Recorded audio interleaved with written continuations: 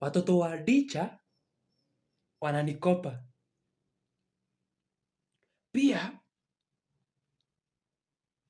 mimi ningekuwa advisors wa timu kama Chelsea, Harambee Stars, ningewadvise watafute Rihanna na Akothee.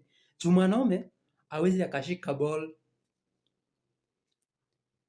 Mimi naona kama ma DJ watakuja kupaki duniani siku ya mwisho ya tarumbeta juu watakuwa wamevaa headphone. Sasa mimi nashangaa wale watu wanaitwa Muhammad Ali ni maprofesa.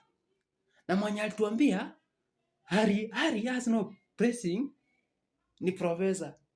Lakini naona mahali wote wako pressed already. Mimi nashangaa wale profesa mwenye alituambia education is the key. Mimi sinanga shida na education.